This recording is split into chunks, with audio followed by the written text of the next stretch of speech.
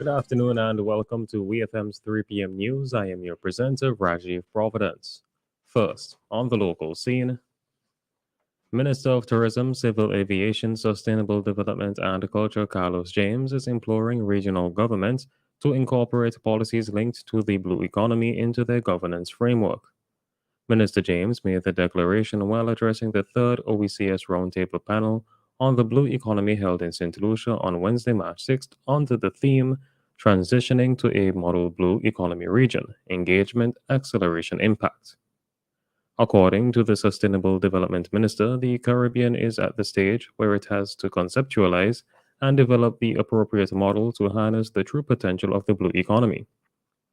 Noting that many of the regional governments are now moving in the direction of creating national ocean policies that create a framework for integrated spatial planning and management of all marine sources, Minister James expressed that pursuing a blue growth agenda in small tourism-based economies requires building on natural assets, reinforcing climate resilience, strengthening fiscal buffers, and ensuring macroeconomic stability.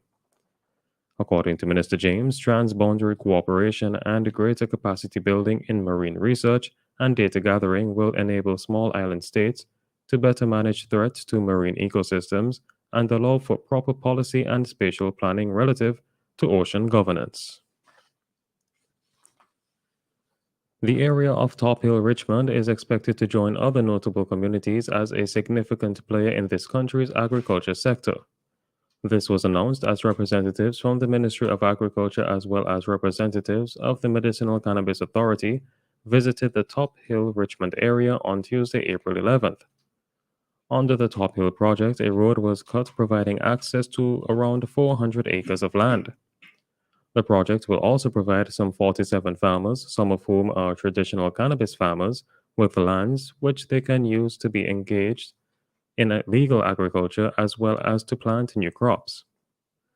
Minister of Agriculture Subota Caesar said this project will significantly boost the capacity of farmers to produce food crops as well as to ensure traditional cannabis farmers are fully incorporated into the medicinal cannabis industry.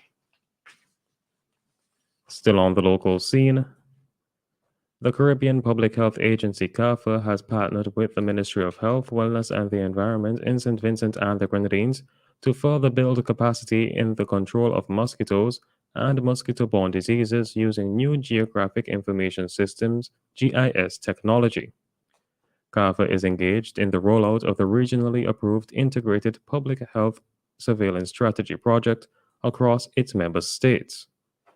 Under one of the priority areas for this strategy, CARPHA is seeking to build capacity in vector-borne disease surveillance. The vector control staff within the Public Health Department will soon begin using an electronic tablet-based GIS system to do premise inspections. This will replace the older, outdated paper-based inspection forms and modernize the operations of the vector control unit.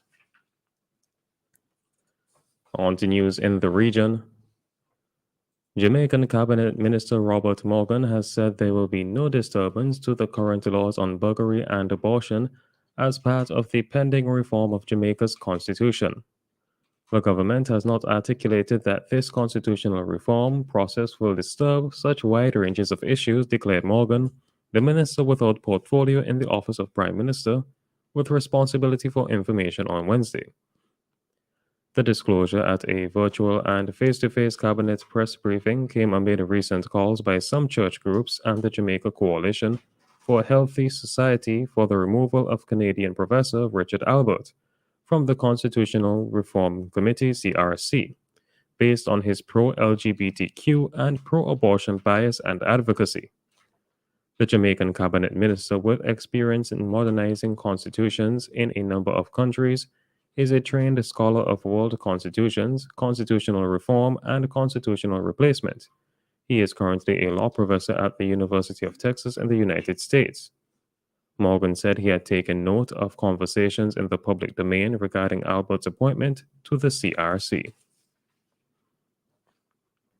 Guyana's ambassador to the United States, Samuel Hines, has denied any involvement in hiring an American lobbying firm to assist a prominent businessman and political aspirant Nazar Shel Mohammed in securing a United States visa.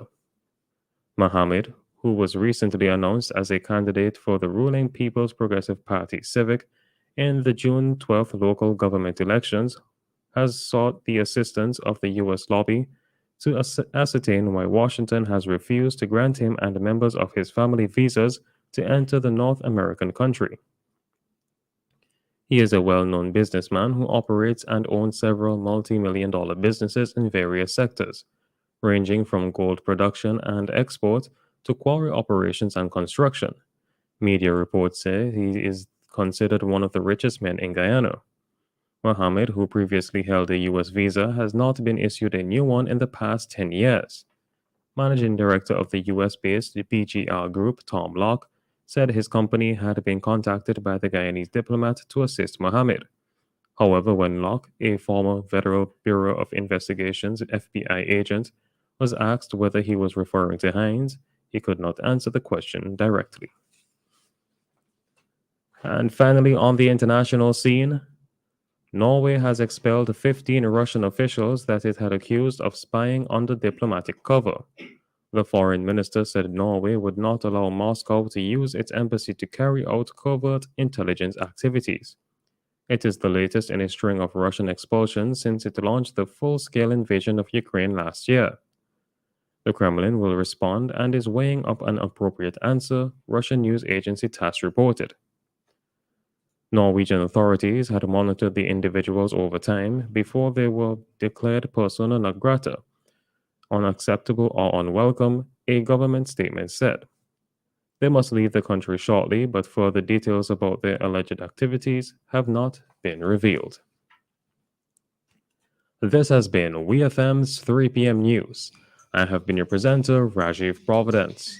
Join us again at 5:30 for WEFM's evening news, and we thank you for listening.